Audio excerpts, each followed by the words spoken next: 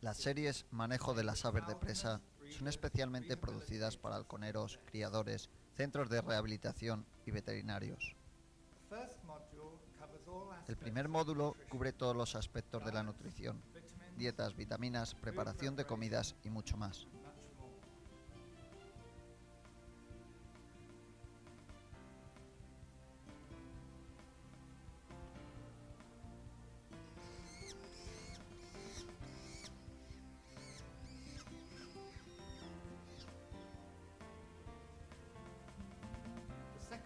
El segundo módulo cubre los métodos del adiestramiento básico, cogiendo un sacre, un peregrino y un Harris Hack desde el momento en que les ponemos las piguelas hasta el primer vuelo libre.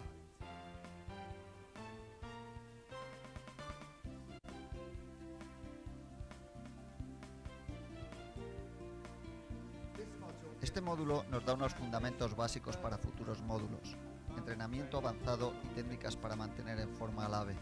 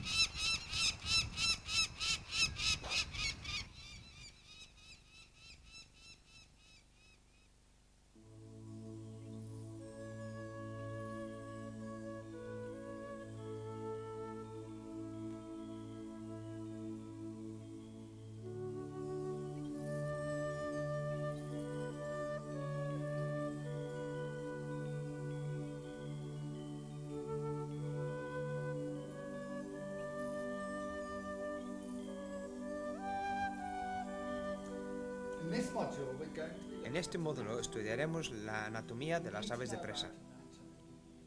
Necesitaremos saber de ella cuando tenemos que ayudar a nuestro pájaro, si está herido o si tiene un accidente, y también para entender cómo funciona cuando lo volamos en tetería. Yo encuentro muy emocionante el descubrir lo que verdaderamente está sucediendo debajo de las plumas. Por esto, en esta película diseccionaremos un halcón muerto ante las cámaras y órgano a órgano le explicaremos qué es lo que sucede en sus interiores. Para hacer esto, contamos con la ayuda del Dr. Nigel Burton. Nigel, ¿cuál es el mejor sitio para comenzar cuando hablamos sobre anatomía? Bien, Nick. El mejor sitio para comenzar son los huesos de las aves. Este es el hueso del ala de un buitre. Básicamente las aves han sido diseñadas para volar. Para esto han desarrollado un sistema eficaz. El esqueleto ha de ser un compromiso entre resistencia y ligereza durante el vuelo. Si abrimos este hueso del ala de un buitre podemos ver cómo el hueso está realmente hueco. Pero por otra parte, para mantener la fortaleza, existen partes del hueso reforzadas por trabéculas, de tal manera que las encontramos cruzándose cumpliendo el papel de cimientos, fortaleciendo el interior del hueso para mantener la resistencia de este. Ya, y esta trabécula se crea especialmente en las partes del hueso que necesitan realizar mayor fuerza. Y sé que cuando criamos los pequeños halcones, si no hacen ejercicio, esta trabécula no se forma correctamente. Exacto. Los movimientos de los jóvenes pájaros en el borde del nido estimulan la correcta dirección que la trabécula ha de seguir en su desarrollo.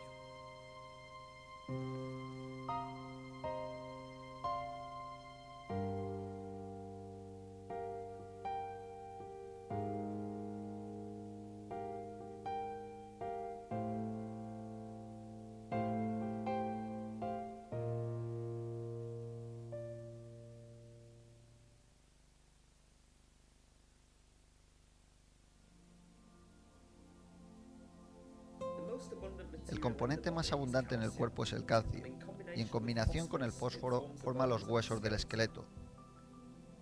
Los huesos están conectados individualmente por ligamentos, cartílagos, músculos y tendones, para producir un fuerte pero ligero equipo de trabajo.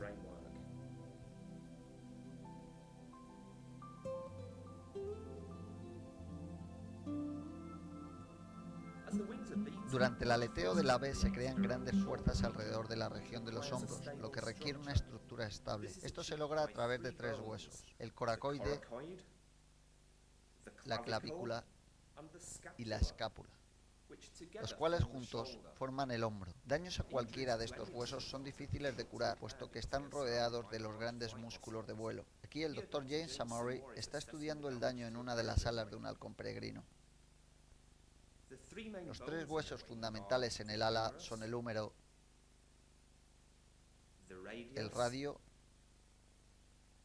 y el cúbito. El volar requiere que el esqueleto de las aves sea semirrígido, y es por esta razón por lo que las vértebras de los huesos de la espalda se encuentran soldadas. Para compensar esta rigidez, la cabeza y el cuello son muy flexibles, y el pico debe realizar la mayor parte de las tareas que normalmente realizarían los miembros anteriores. Hay una región de los huesos de la espalda donde 2 vértebras no están fusionadas.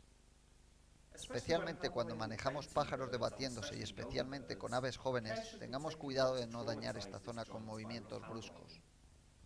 Entonces, Nigel, ¿podrías enseñarme dónde está el punto débil en la espalda de una ave? Sí, está justamente por aquí, en el medio de la espalda. Aquí se puede palpar. ¿Y qué decir de las características del esqueleto de las rapaces? Para volar, las aves requieren grandes músculos de vuelo, y estos han de estar unidos al hueso. El esternón concede una gran superficie para la unión de músculos de vuelo, y está unido a los huesos de la espalda a través de varias costillas y músculos. También protege los órganos internos del cuerpo como el corazón y el hígado, que están situados exactamente bajo este. Cuando palpamos los músculos pectorales en nuestro pájaro para ver las condiciones en las que se encuentra, estamos únicamente observando sus condiciones musculares. No somos capaces de sentir la grasa almacenada a cada lado de estos.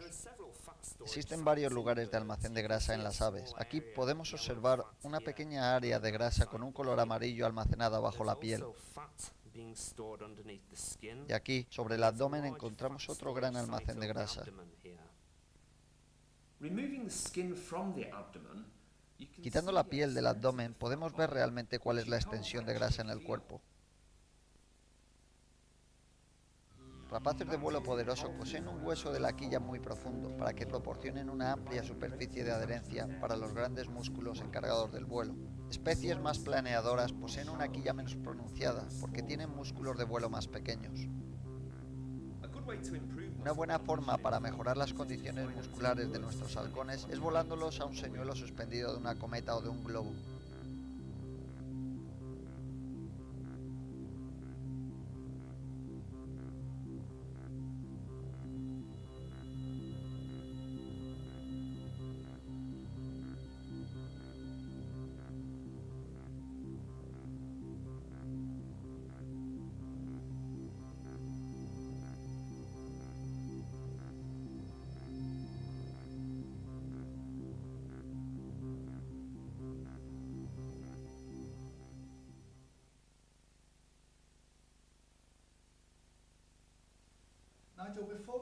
Entonces, Nigel, antes de entrar más a fondo a los detalles de la ala, ¿podrías explicarnos algo más acerca de la apariencia de la ala desde afuera?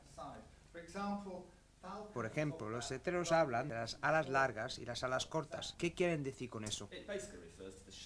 Básicamente se refiere a la forma del ala. Observémoslo en estas alas. Una es de gavilán y la otra es de halcón. La primera es la típica ala corta y redondeada. En cambio, la del halcón peregrino es larga y puntiaguda. En el gavilán, la 10, la 9, la 8, la 7, la sexta es la pluma más larga. Y en el peregrino es la número 10, 9, la novena es la más larga. El ala del gavilán es bastante más flexible, mientras que la del peregrino es más rígida. Esta está adaptada para volar en lugares abiertos como estepas y zonas desérticas.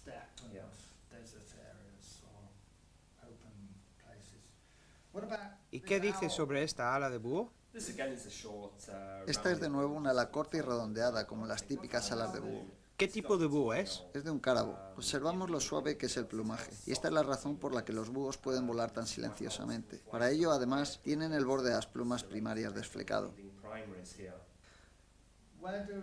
¿Dónde viven los cárabos? ¿Viven en lugares abiertos como los peregrinos o en bosques? Viven en los bosques, como los gavilanes. Sí, realmente podemos observar muchas similitudes con el gavilán, ¿verdad?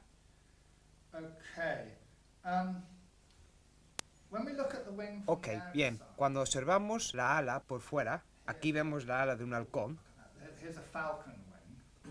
Sí, es la típica ala larga.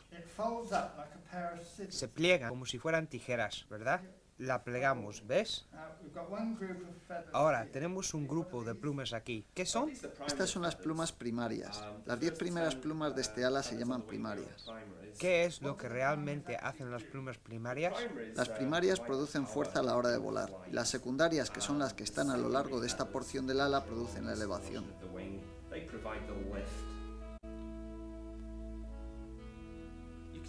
Observemos cómo este buitre negro utiliza sus secundarias para elevarse.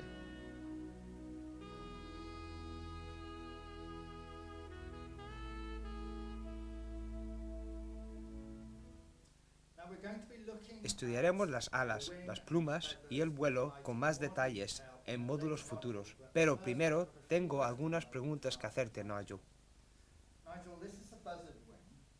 Nigel, esto es una ala de ratonero sin las plumas cobertoras. ¿Podrías explicarme cómo las plumas primarias y secundarias se unen al esqueleto? Bien, en esta porción del ala tenemos las secundarias. Todas las secundarias, normalmente de 10 a 15 más o menos, se unen a este hueso de aquí, llamado el cúbito. También tengo aquí el hueso cúbito de un buitre, y si observamos, hay pequeños montículos a lo largo del hueso, y es ahí donde las plumas secundarias se unen al hueso a través de 2 ligamentos. La porción final del ala es lo que denominamos la mano, y es el equivalente a la mano humana, siendo la pluma llamada álula la equivalente al pulgar. Cuando los pájaros vuelan despacio o están aterrizando, el álula se mueve hacia adelante para crear un hueco. Con esto, el ave mantiene un suave flujo de aire por encima del ala, evitando el entrar en pérdida. Otra importante estructura se encuentra en la parte frontal del ala. Este es el ligamento protagio y para mantener la forma aerodinámica, el ligamento elástico se estira y encoge mientras el ala se abre y se cierra.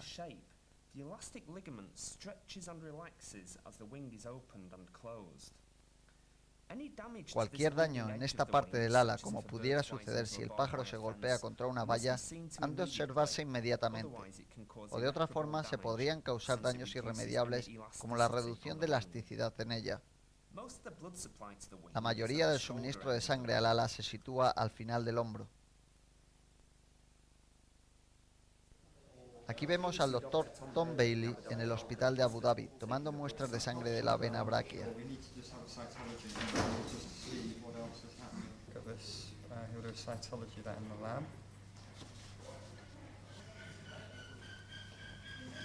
Can you show me the vein clearly? Usually when we've got the bird anaesthetised, we'll take blood out of the brachial vein. Okay.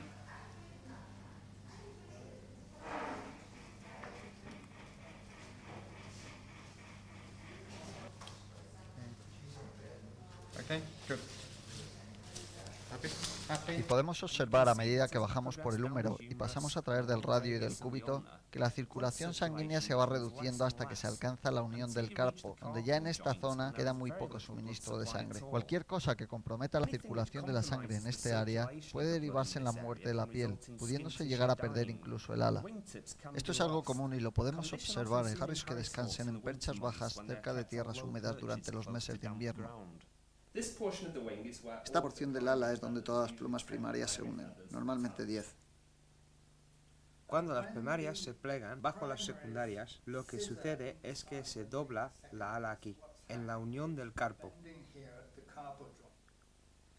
Esta unión es realmente el equivalente a la muñeca y es una complicada unión. La unión, lógicamente, posee fluidos para lubricar los huesos al moverse juntos. Este es el hueso carpa radial de la ala de un halcón. Si lo golpeamos accidentalmente al pasar por una puerta o algo parecido, la unión se hinchará. pudiendo adquirir una enfermedad que impida al halcón volar correctamente.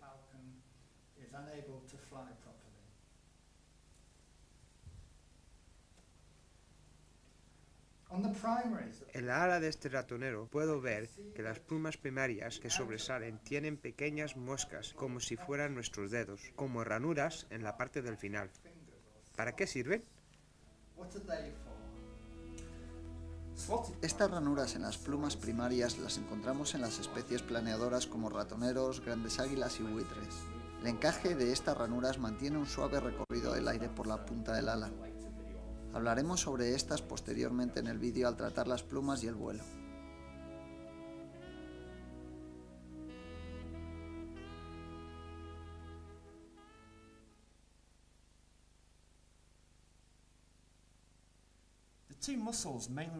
Los dos principales músculos de vuelo son el pectoral y bajo este el supercoricoides. Existe un supercoricoides anterior y otro posterior. Observemos la diferencia de tamaño entre el músculo pectoral y el músculo supercoricoides. Juntos, estos músculos forman el 20% del peso del pájaro. Para bajar el ala, el gran músculo pectoral tira del húmero a donde está enganchado, concretamente a la parte inferior de este,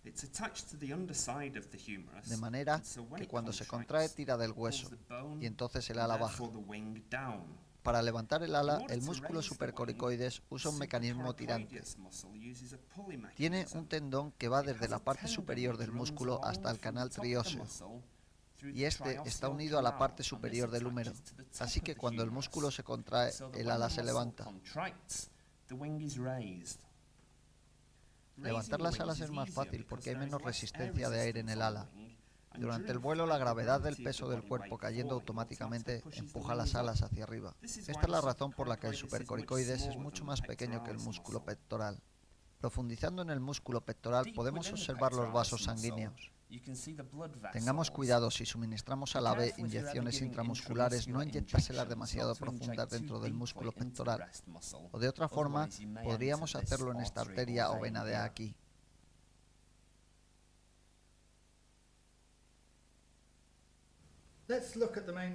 Veamos las principales características de la pata. Comenzando por la cadera, encontramos una unión, en la que encaja la bola del hueso con su cavidad correspondiente aquí, siendo el principal hueso muscular el fémur, que termina en equivalente a nuestra rodilla. Aquí, uniéndose a este largo hueso, la tibia, y el peroné corriendo por su lado.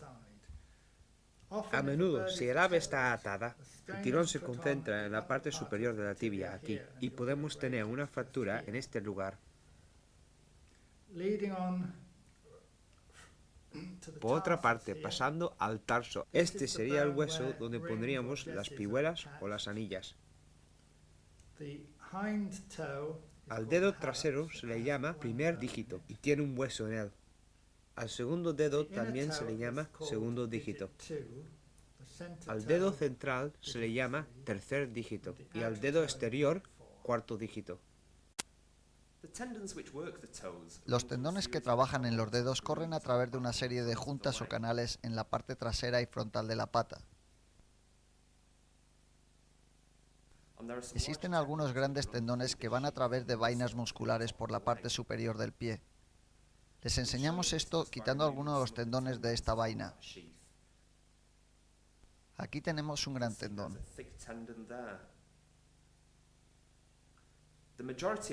La mayoría de los tendones atraviesan un canal en la pata y luego cada uno de los tendones se dirige hacia su respectivo dedo. Los tendones van por la parte inferior de los dedos en vainas y enganchan a la punta del dedo, exactamente aquí. Bueno, Nigel, aquí tengo la llave de un águila real. Observamos la gran garra. Cuando esta uña se flexiona con el resto del dedo, ¿dónde están unidos realmente estos tendones? Existen dos puntos de unión, uno en la parte superior aquí y otro en la parte inferior, de tal manera que el tendón unido a la parte superior se contrae produciendo que la uña suba, de esta manera. Y por otra parte, cuando es el tendón inferior el que se contrae, la uña baja apretando. Y existe aquí un gran hueso para hacer palanca, aumentando así la fuerza al apretar. Sí, y debemos ser cuidadosos, puesto que a veces encontramos pájaros, particularmente en jaulones o aviarios, que vuelan contra las redes, adquiriendo de esta forma pequeñas costras en los dedos. Y si estas heridas afectasen al tendón de la pata o al dedo, el tendón podría necrosarse sobre ese lugar, produciendo la pérdida de la flexibilidad en el dedo.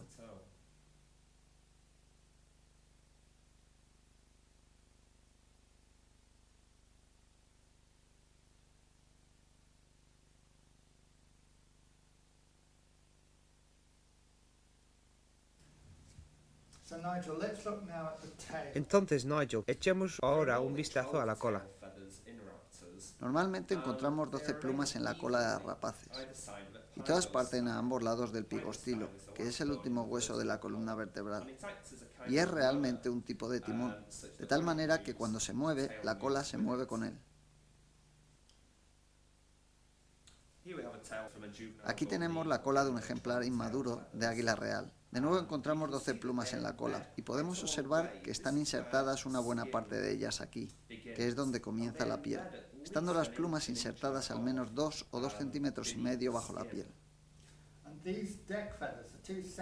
Y estas dos plumas centrales están realmente sobre el resto de las plumas. Y recuerdo que en ocasiones, cuando arreglo las colas de mis pájaros y tengo que injertar a esta altura porque se ha roto la pluma por arriba, he de introducir la sujeción del injerto por aquí, cerca de la piel. Pero esta realmente no toca la piel, sino que queda directamente bajo las plumas, en el cañón.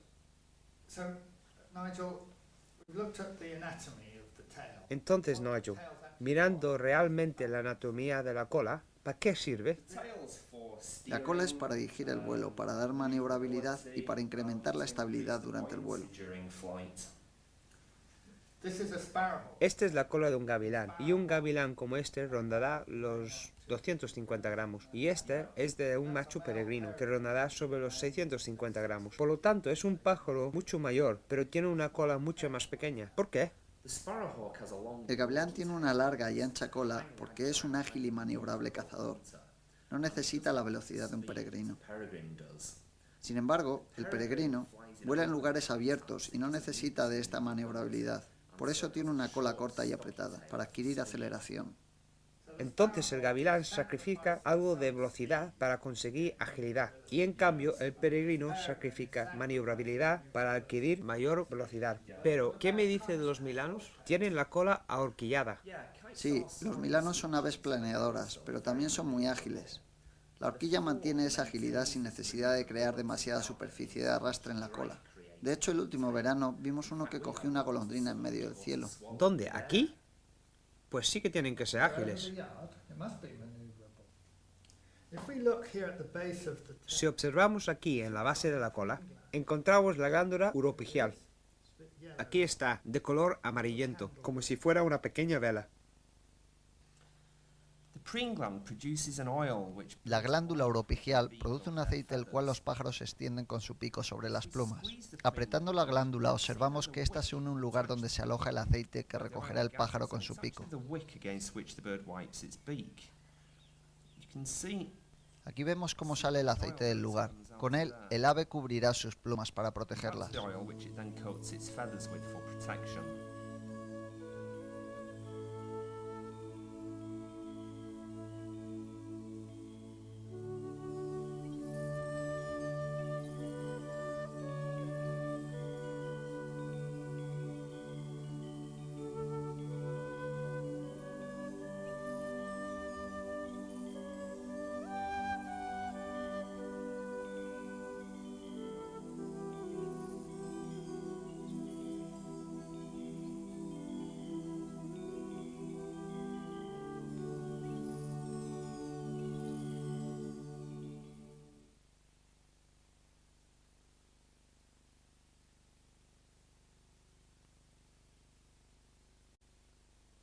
Las características del cráneo nos delatan sobre el estilo de vida de las rapaces. Grandes cavidades están relacionadas con la gran capacidad de visión, y los ojos de las rapaces son mucho mayores de lo que parecen.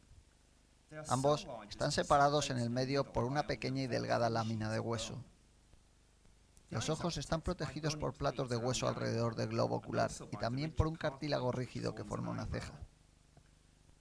En especies que cazan en lugares muy cerrados, la ceja es más pronunciada porque protege el ojo. Desde la parte superior de la cabeza podemos ver cómo existe una fina capa de piel que cubre la ceja, y esta puede ser atravesada fácilmente por la garra de otro ave. Los ojos de los pájaros se pueden mover muy poco, pero esto es compensado por la flexibilidad de la cabeza y el cuello. La supervivencia de las rapaces depende de la visión más que de cualquier otra cosa, y esta es la razón por la que el ojo es el órgano más evolucionado.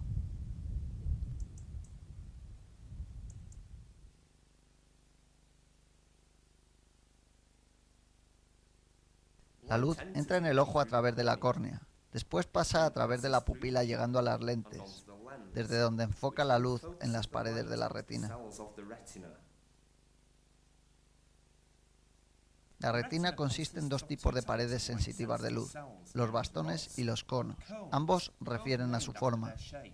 Los bastones son sensibles a la baja intensidad de la luz, y de esta forma, en especies nocturnas, un gran área de la retina está cubierta por bastones. Respecto a la percepción de los colores, la proveen los conos.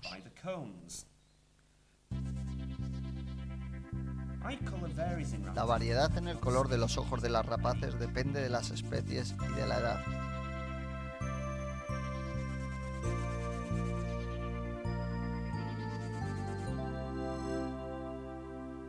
En rapaces diurnas, los ojos están situados más hacia los lados de la cabeza. Debido a esto, existe un límite a la hora de superponer las imágenes de lo que cada ojo ve.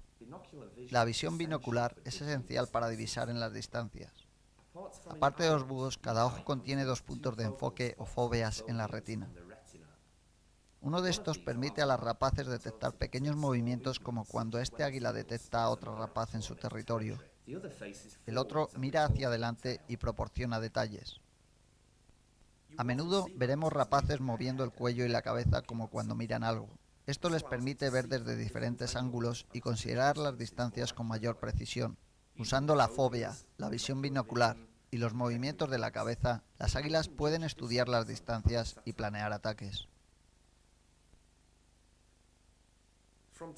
De vez en cuando notaremos una membrana translúcida moviéndose a través del ojo. Este es el tercer párpado o membrana nictitante. Lubrica y limpia la córnea protegiéndola de la suciedad y de arañazos. Las rapaces también poseen un párpado superior y otro inferior. Este último es el que permanece cerrado mientras están durmiendo. La mayoría de la calavera está ocupada por los ojos. Por tanto, cuando buscamos el cerebro, solo encontramos un tercio del cráneo ocupada por este. Vamos a quitar esta parte superior de la cabeza.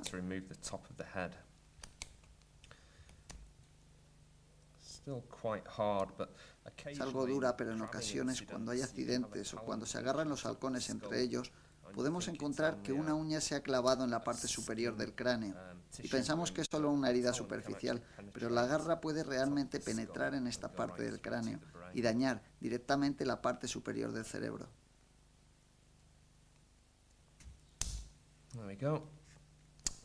Aquí lo tenemos. Podemos ver las dos partes del cerebelo, alineadas directamente bajo el hueso del cráneo.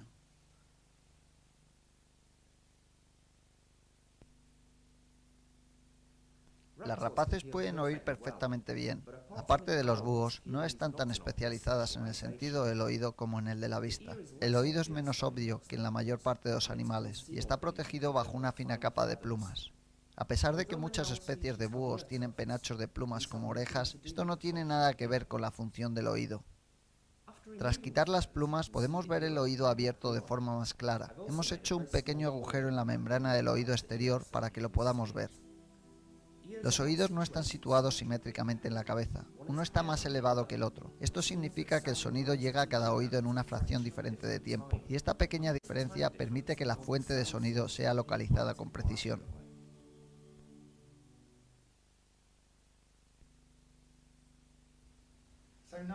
Entonces, Nigel, ¿podrías enseñarme en este cráneo de buitre a dónde se dirige realmente el aire? Sí, estas son las narinas en la parte frontal y es la ventana por donde el aire entra.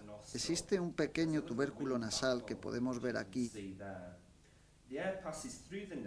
El aire pasa a través de la narina dentro de la cavidad central y es aquí donde al dar la vuelta al cráneo vemos que comunica con la boca. Esto es lo que llamamos la coana dividida y gracias a ella el aire puede llegar hasta la cavidad bucal, atravesando primero la narina, luego el seno y saliendo, como ya hemos dicho, por la coana dividida, para así llegar a la cavidad bucal. Desde ahí entra la tráquea. Cuando miramos el interior desde esta dirección, de esta manera, podemos observar que existe una espiral de hueso nasal que llega a las mucosas nasales. Sí, estos son los senos, y su función es eliminar algunas partículas del aire. Todo el polvo se elimina en ellos, los cuales comunican también con la órbita ocular. Hay varias series de ellos en la región nasal del cráneo.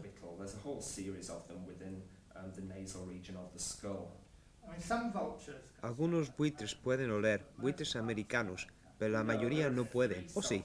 No pueden. Existen 3 tipos de buitres sudamericanos que sí poseen olfato. Todos ellos son de la familia de los catártidos. Si yo fuera un buitre comiendo de un caballo muerto podrido, sería bastante más feliz si no pudiera oler.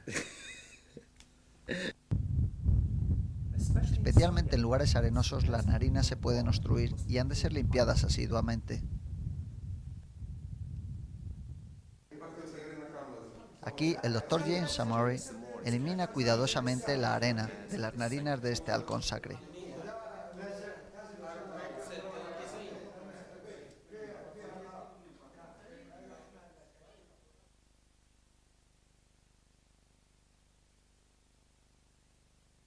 La forma del pico de una rapaz depende de su presa. Todos los halcones tienen un diente en la mandíbula superior y en la inferior una muesca. Ambos encajan juntos para romper las vértebras cervicales de sus presas. Las aves de bajo vuelo y águilas, como este águila de cabeza blanca, no tienen este diente terminal porque matan a sus presas utilizando sus garras. La parte exterior de color negro que cubre el pico y las garras está hecha de lo que llamamos queratina, que es lo mismo de lo que están hechas nuestras uñas. He extraído la capa de queratina de este buitre. Aquí lo podemos ver. Realmente es un pico aparte, que se une con la parte interior hecha de hueso. Sí, podemos ver además los aportes de sangre en el pico aquí. Son como pequeños surcos. Esto es por lo que si cortamos el pico demasiado corto puede llegar a sangrar. Esta es la parte inferior. Si utilizamos dietas o perchas inapropiadas, rápidamente crecerán en exceso, como en este halcón. En el clima de Oriente Medio, las garras suelen crecer mucho más deprisa que en ningún otro lugar, y se han de hacer revisiones regulares del pico y las garras.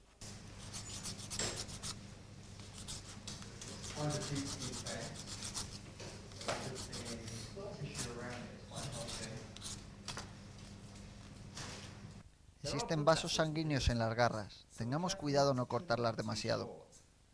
Un rápido y efectivo método para frenar la sangre en las garras es usando un lápiz cicatrizante de nitrato de plata. Oh, es horrible. ¿Cómo pueden dejar que las garras lleguen a este límite? La mandíbula inferior no es tan sencilla como la nuestra. Rota sobre los huesos pterigoideos, de tal manera que no está directamente relacionada con el cráneo. La mandíbula superior y los huesos de la mejilla se mueven a través de mecanismos situados debajo de la cera y de la mandíbula superior.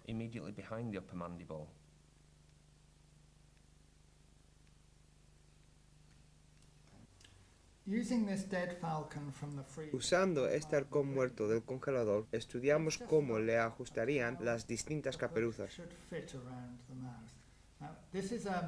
Esta es una caperuza alemana hecha por Carl Molland y tiene cerca de 100 años de antigüedad. No es un buen diseño, tiene una piquera demasiado estrecha. Se la pongo al pájaro y observamos que le cruza la mandíbula por aquí, en ambos lados, de tal manera que el pájaro no podría abrir el pico para echar la gragópola.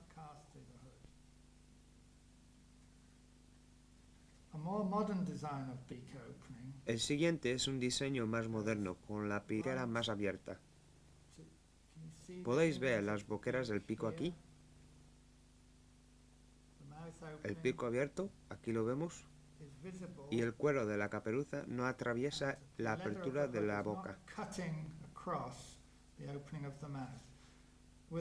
Con una caperuza como esta, el pájaro podría echar la grabópola de una manera sencilla, como si no tuviera la caperuza puesta.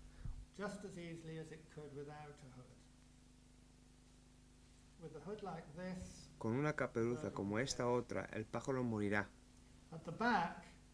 La parte trasera de la caperuza encaja perfectamente en la parte posterior del cráneo, exactamente bajo la parte occipital, justo aquí.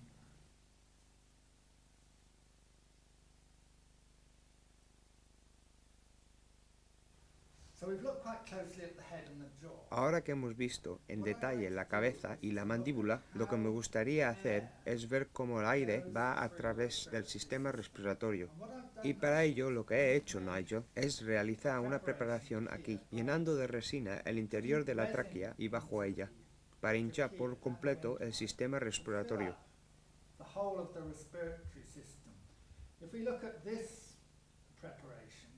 Y si nos fijamos, en esta preparación hay huecos alrededor de todo el cuerpo que no podemos ver. Y es ahí donde el aire se encuentra, en el interior del ave. Para intentar enseñarte ante las cámaras dónde este aire está, llené todos los sacos aéreos con resina y los coloreé de distintos colores. ¿Qué representan realmente esos colores? Verás, la parte roja serían los pulmones, que encajan aquí, en el tórax, contra las costillas, muy ajustadamente. Por ejemplo, aquí está la clavícula. Este saco que está entre la clavícula es el saco interclavicular. Y el buche estará exactamente aquí. Aquí se encuentran los sacos abdominales en amarillo y los sacos de aire torácicos.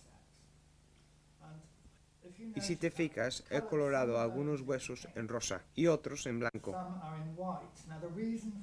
Y la razón de esto es que los huesos blancos son huecos como el que vimos del buitre. Sí, efectivamente. Y este es el equivalente al hueso del buitre que vimos al comienzo del vídeo, el húmero.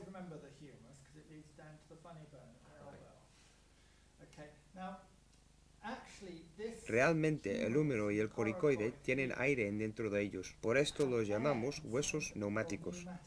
Y si rompemos el húmero del pájaro, lo que correspondería al hueso superior del brazo del pájaro, el aire se escaparía de dentro. Sí, realmente pueden respirar a través del hueso, puesto que el aire se comunica con estos sacos aéreos del pájaro. Exacto, lo cual es realmente curioso, e incluso llegan directamente hasta abajo, dentro del esternón.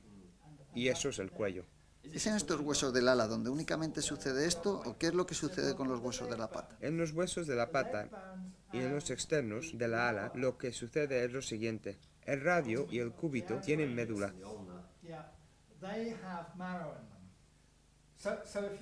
De tal manera que si rompemos el fémur, en su interior encontramos médula. E incluso aquí podemos ver cómo el pigostilo, que es donde la cola se une, es un hueso también con médula. Y todas estas vértebras también lo son. Sí, la función de estos huesos es principalmente producir vasos sanguíneos. Pero creo recordar que también tiene una función en la reproducción, ¿verdad?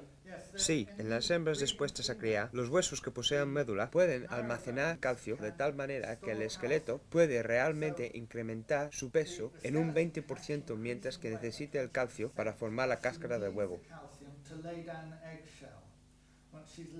Una vez que ha puesto el huevo, ha de almacenar más calcio para en las próximas 48 horas utilizarlo en el siguiente huevo. Entonces, si no se la provee con suficiente calcio en la dieta, lo sacará de su propio esqueleto, quedando bastante débil. Sí, quedará con los huesos muy débiles, pudiendo dar lugar esto a fracturas espontáneas de hueso. Las aves no tienen diafragma como los humanos. En su lugar, utilizan sistemas similares a fuelles en movimiento para deslizar el aire por el cuerpo. Entre las costillas y los músculos encontramos los músculos intercostales, que, activados por nervios intercostales, hacen que los músculos se relajen y se contraigan para mover el esternón hacia adentro y hacia afuera. Cuando sujetamos una rapaz bien con las manos o bien con una camisa inmovilizadora, no la sujetemos muy apretadamente, o los fuelles permanecerán cerrados impidiendo al pájaro respirar. La respiración es un mecanismo mediante el cual el aire se mueve hacia adentro y hacia afuera del cuerpo. Los humanos poseemos pulmones como si fueran globos, tal que así. El aire entra, el pecho se expande y luego sale. De tal manera que en la mitad de tiempo nuestros pulmones están completamente vacíos, lo que significa el 50% de eficacia. Los pulmones de las aves son más como radiadores. El aire entra por un lado, atraviesa y sale por el otro lado.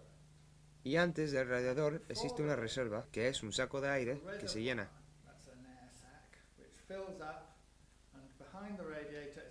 Y detrás del radiador hay otra reserva, otro saco de aire, que se llena actuando como gaitas gallegas, escurriendo aire continuamente a través de los pulmones. Esto es mucho más efectivo, puesto que los pulmones están intercambiando gases todo el tiempo, no solo el 50% de él. El aire progresa a tráquea abajo hasta la siringe, o caja de la voz, donde el bronquio primario se ramifica, yendo el izquierdo dentro del izquierdo y el derecho dentro del derecho. La tráquea está soportada por anillos cartilaginosos. Esto hace que se mantenga la forma cilíndrica. Seccionemos esta parte de tal manera que podamos ver esos anillos cartilaginosos dentro de la tráquea.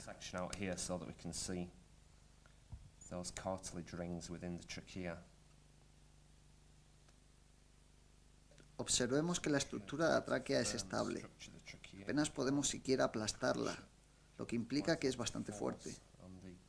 Y los anillos cartilaginosos mantienen además esa flexibilidad. La siringe está compuesta de músculo cartilaginoso y membranas vibradoras, que en combinación producen sonido al pasar el aire a través de ellos.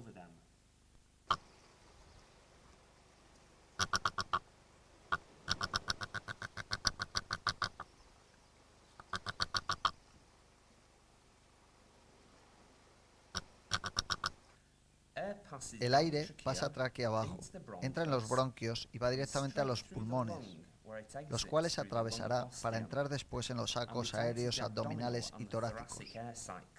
Durante esta etapa nada de oxígeno es absorbido del aire que está entrando. Los sacos aéreos son finas paredes hinchables, tienen un pobre suministro sanguíneo y no se produce intercambio de oxígeno en ellos. De todas formas, son muy efectivos para eliminar el calor del cuerpo. Cuando los músculos intercostales se contraen, estos tiran del esternón, lo cual reduce el volumen del tórax y del abdomen, empujando al aire fuera de estos sacos aéreos abdominales y devolviéndolo a una parte distinta del pulmón que cuando entró por primera vez. Dentro del pulmón, los bronquios primarios se dividen en un grupo de bronquios secundarios y cada uno de ellos se divide en otro par de bronquios. Esto da como resultado una gran superficie para el intercambio de gases. Este área del pulmón está empaquetada con diminutos vasos sanguíneos o capilares. Y a medida que el oxígeno del aire pasa a través de la fina pared de estos capilares, entra dentro del riego sanguíneo donde es recogido por la hemoglobina en circulación. Aquí tenemos el pulmón de un ave. Los pájaros tienen un sistema de doble brazada. Tienen dos formas distintas de respirar aire que atraviesa el sistema en todo momento. Veamos cómo funciona esto.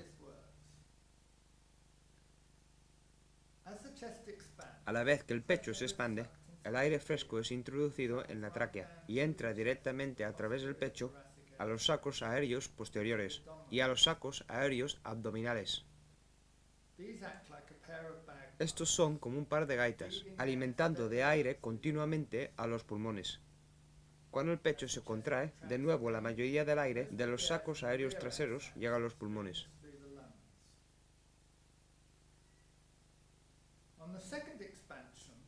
En la segunda expansión, el aire deja los pulmones y entra en los sacos aéreos torácicos anteriores y en los sacos aéreos claviculares. Pero a la vez, una nueva respiración de aire, indicada aquí en azul, entra en el sistema.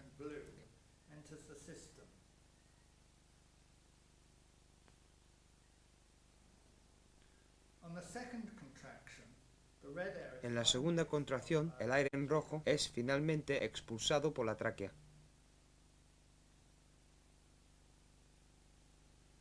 Acelerando la respiración, podemos ver 4 respiraciones distintas entrando en el sistema, señaladas aquí en rojo, azul, amarillo y blanco.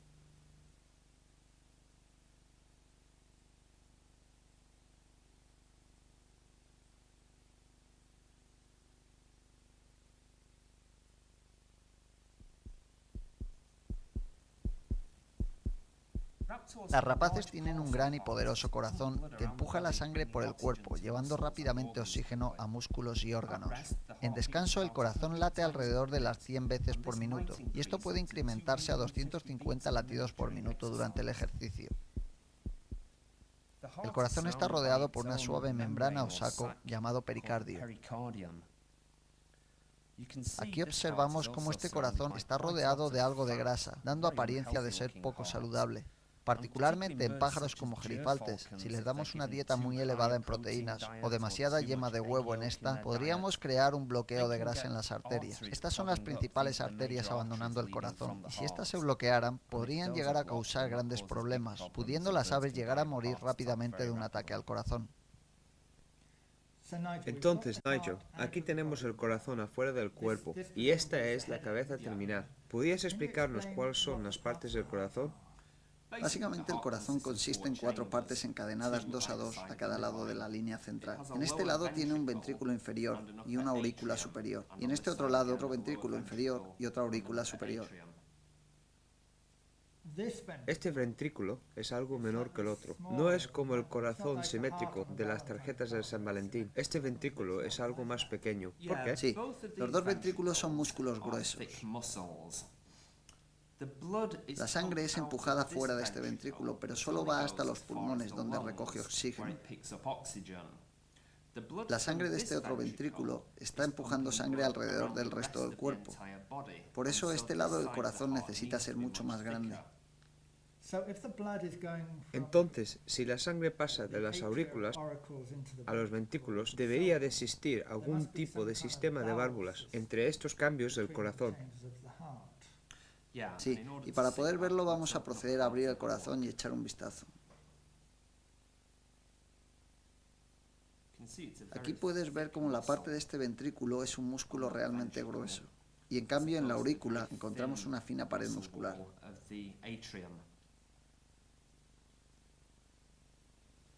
O sea, que la aurícula no realiza ningún empuje, simplemente recibe sangre y la pasa al ventrículo. Sí.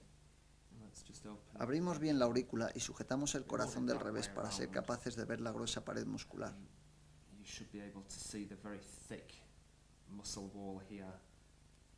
Aquí vemos como la aurícula tiene una pared realmente fina. Entonces, ¿dónde están las válvulas del corazón? Las válvulas están aquí y se puede ver que esta atraviesa por aquí. Estas válvulas realmente dirigen la circulación de la sangre de tal manera que cuando entra dentro de la aurícula circula hacia abajo, entrando en el ventrículo, el cual al contraerse empuja la sangre hacia el exterior de la válvula. La otra válvula es contraria y fuerza la sangre en la otra dirección. Entonces, cuando los ventrículos se contraen, haciendo que el corazón lata, ¿ambos ventrículos laten al mismo tiempo? No, laten alternativamente.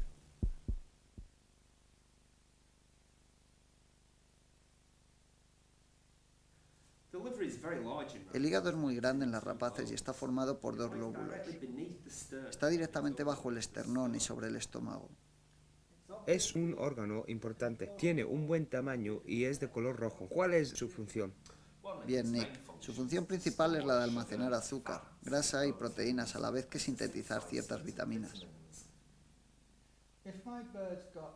Si mi pájaro tiene hígados con grasa, ¿cómo se verá el hígado? Se verá de un color amarillento a causa de la grasa. ¿Y qué es esa cosa verde de aquí? Esto es la vesícula biliar. La función de la vesícula biliar es almacenar la bilis que se produce en el hígado. Entonces, ¿para qué necesita un pájaro la bilis? La función de la bilis es digerir la grasa. La bilis es verde, ¿verdad? ¿Eso es lo que vemos en los excrementos? Sí, a veces cuando el intestino está vacío, la bilis continúa produciéndose de tal manera que la porción fecal aparece con un verde oscuro. Pero a veces he visto la gragópila algo verde. ¿Cómo la bilis puede llegar a subir hasta la gragópula? A veces podemos encontrar reflejos de bilis cuando en lugar de pasar esta hacia abajo del intestino, va en dirección contraria, volviendo al estómago. Y cuando la gagrópila se forma en la molleja, se mezcla algo de bilis en esta. Y es entonces cuando aparece ese color verdoso. Esto no significa que el pájaro esté enfermo, son tan solo reflejos de bilis. ¿Dónde va la bilis? La bilis se produce en el hígado, va del hígado a la vesícula biliar. Existe un conducto que lleva la bilis desde esta vesícula hasta el interior del duodeno. ¿Y qué son esos vasos sanguíneos que conducen desde el intestino delgado hasta la parte superior del hígado? Esta es la vena porta hepática, que transporta nutrientes desde el intestino hasta el hígado para almacenarlo. Y bajo esta vena encontramos esa cosa redonda y roja. ¿Es esto un tumor o qué es? No, no lo es. Eso es el bazo. Lo podemos ver situado en la unión del proventrículo y la molleja. Es realmente una parte del sistema linfático y su función es la de limpiar la sangre. Produce anticuerpos para luchar contra las infecciones y eliminar las células viejas.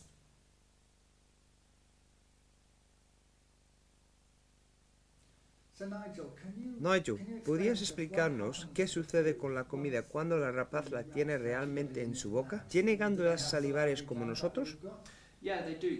Sí, tienen. Producen una secreción salivar en su boca con la que lubrican la comida. Y como comentábamos anteriormente, la parte trasera de la boca se abre hacia las narinas a través de la coana dividida, por lo que en ocasiones podemos observar cómo esta secreción sale por fuera de la narina de nuestro pájaro. Concretamente, cuando pájaros adultos se encuentran alimentando polluelos, a veces observamos la secreción saliendo por fuera de la narina y resbalando hasta la comida.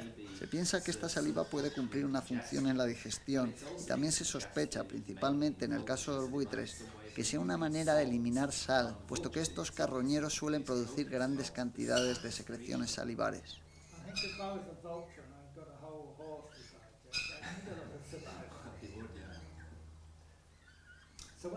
Entonces, cuando el pájaro tiene la boca llena de comida, ¿cómo la fuerza para ir de la boca hasta la siguiente parte? Realmente no la fuerza. Si observamos de cerca la lengua de las aves, esta tiene una especie de paletas en su parte trasera que apuntan hacia el interior, y entonces al adelantar la lengua para empezar a tragar la comida, la obligan a ser arrastrada hacia la parte trasera de la boca.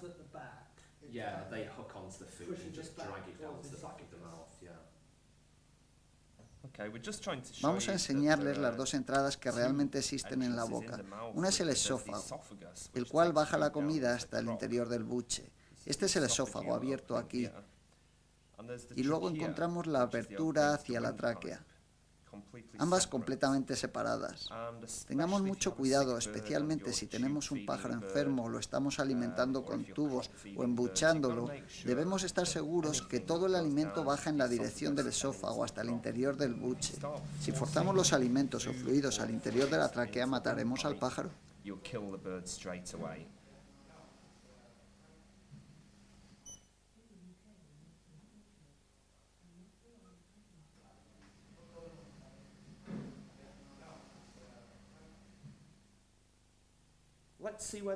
Veamos dónde va la comida. Desde la boca, la comida pasa a través del esófago hasta el interior del buche. Gradualmente se apila y va bajando hacia el proventrículo, en donde se adhieren enzimas gástricas que comienzan a digerir la comida. Después, esta pasa a la molleja o porción muscular del estómago, donde la digestión continúa. Para evitar que el estómago sea autodigerido, posee esta especie de hilos amarillos. Una vez que la comida finaliza con el proceso de la digestión o está siendo digerida por las enzimas, pasa a través del esfínter pilórico al interior del duodeno. Cualquier cosa que no sea digerida, como puedan ser plumas, pelo o huesos, es retenida en la molleja, donde se compactará antes de ser enviada hacia arriba a través del proventrículo y expulsado fuera de la boca en forma de gagrópila. Al primer lazo del intestino después de la molleja se le llama duodeno y es algo más que un simple lazo. Está sujeto por el mesenterio y en el medio del duodeno encontramos al páncreas, donde se producen las enzimas para la digestión de los alimentos que se encuentran en el intestino. También posee un rico aporte de sangre para coger nutrientes, como son los azúcares del duodeno, que los lleva hacia el hígado para su proceso. Lo digerido baja por el intestino, donde tiene un rico aporte sanguíneo para absorber los nutrientes y transportarlos al hígado. La sección inferior del intestino reabsorbe el máximo agua posible.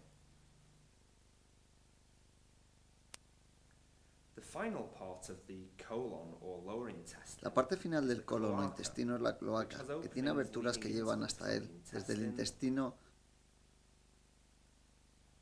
los riñones y desde el tramo reproductivo. Aquí tenemos un tramo digestivo de un gerifalte sacre, y tiene cerca de 140 centímetros de largo.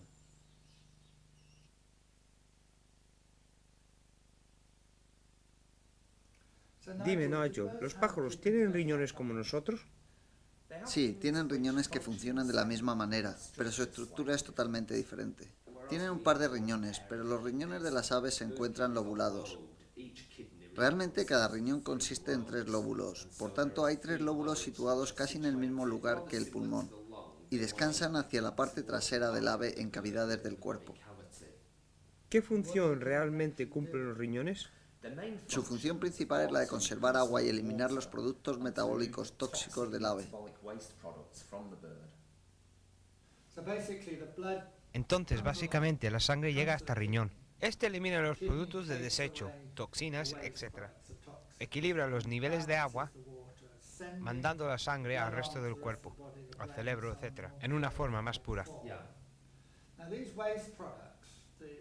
Y ahora estos productos de desecho, que para los humanos es la orina, Sí, los pájaros también producen orina, aunque no tienen una vejiga donde almacenarla. entonces no podía educar a mi halcón que orinara en la calle. No puedes. Ok, entonces esta orina en los humanos es una disolución de urea en agua, pero en pájaros encontramos ese material blanco. ¿Qué es eso? Sí, esto es la urea. Las aves producen una reducida cantidad de orina, pero la mayoría de los productos de desecho en aves es el ácido úrico. Y a este, junto con la pequeña cantidad de orina, es lo que llamamos urea, que es semisólida. Y este ácido úrico es parecido a cristales blanquecinos, siendo un ácido muy poderoso.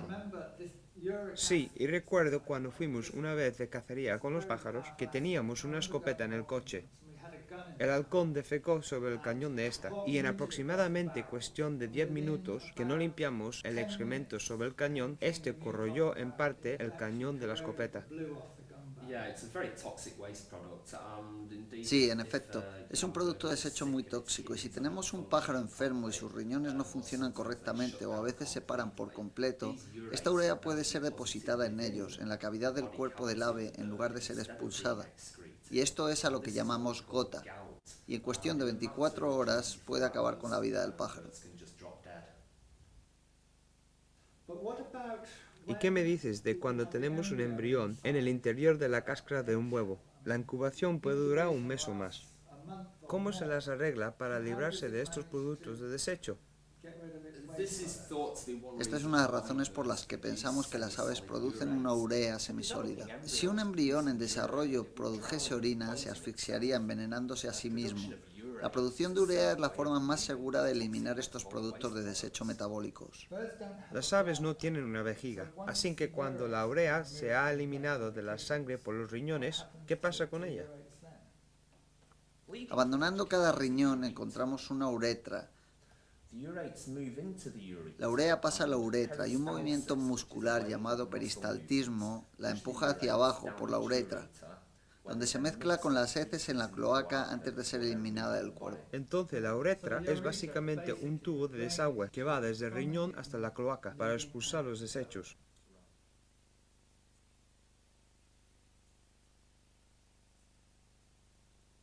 En la mayoría de los pájaros, el ovario derecho está más reducido para de esta manera reducir el peso del ave, y es el izquierdo el funcional.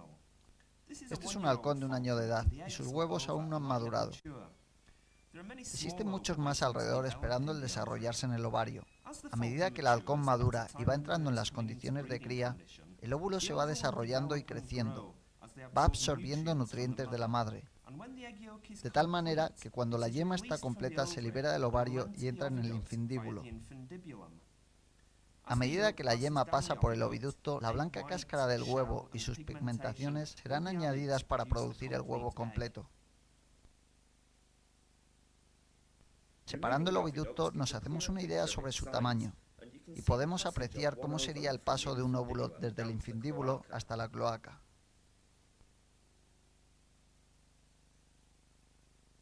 En cambio, este es un tortuelo de halcón. En los machos, ambos lados, izquierdo y derecho del tramo reproductivo, son funcionales y los testículos se encuentran muy bien desarrollados.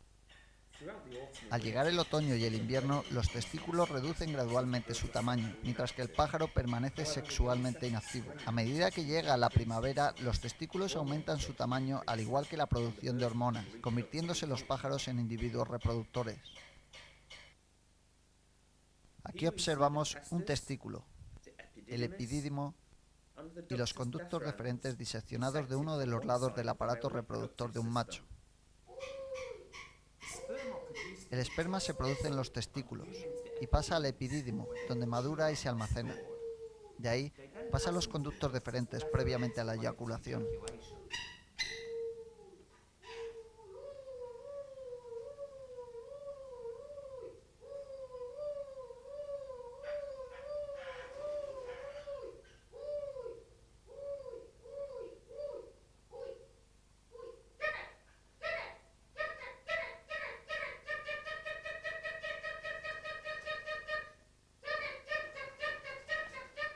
Trataremos más en conciencia acerca de la inseminación artificial, donaciones de semen y estudios de su calidad en un módulo futuro acerca de la cría en cautividad.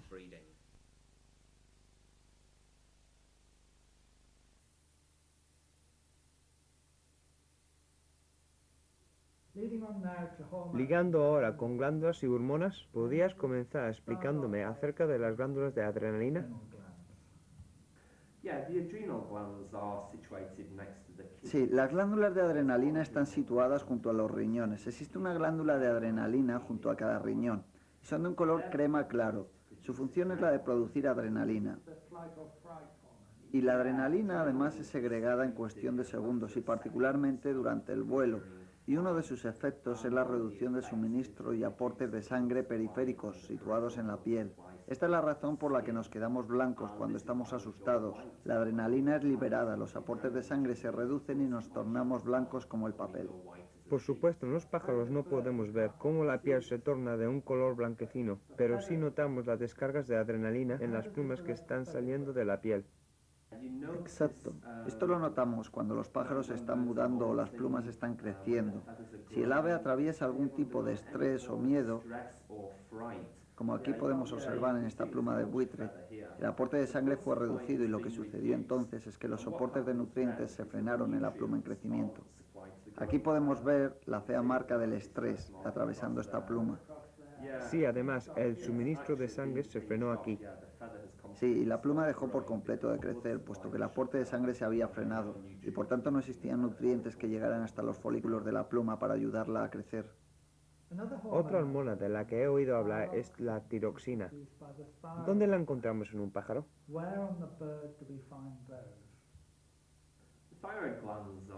Las glándulas tiroides están situadas a ambos lados de la siringe y cerca de la vena yugular. ¿Y qué es una hormona? ¿Es como una crema o qué es? No, una hormona es una secreción esencial que se produce en pequeñas cantidades y regula los procesos metabólicos y de crecimiento. ¿Cómo llega la hormona desde la glándula donde se produce hasta el lugar donde realmente se necesita? Es transportada a lo largo del cuerpo en la sangre. ¿Y cómo afecta esta tiroxina de la glándula tiroides al cuerpo? Su principal función, Nick, es estimular el proceso de muda, y como ejemplos extremos te diré que existen halconeros en el Oriente Medio que insisten en alimentar trozos enteros de tiroides de ovejas a sus halcones. ¿Eso no es muy peligroso? Sí, lo es. Produce una pérdida rápida en las plumas, afectando seriamente al metabolismo y generalmente matando al pájaro. Mira esto, está prácticamente acabado. Existen varios medicamentos en el mercado producidos con tiroxina, pero no deben ser recomendados puesto que pueden tener efectos muy nocivos.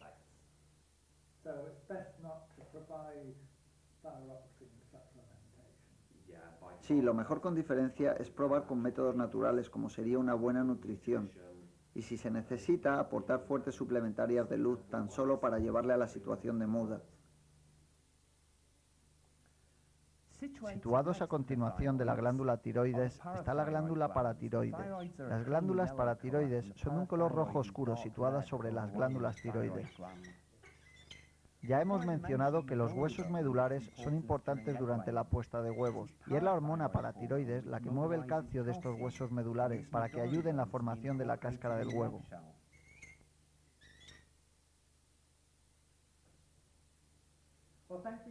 Gracias, Nigel, por este vistazo a la anatomía. Necesitaremos la información que hemos tratado en este módulo para futuros módulos. Para cuidados de la salud y enfermedades, necesitaremos entender de anatomía.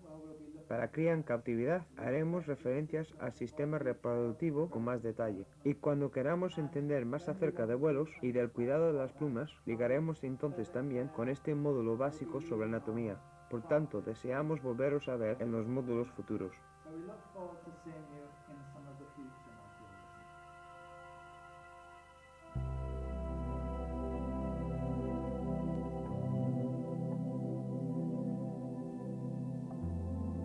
Thank you.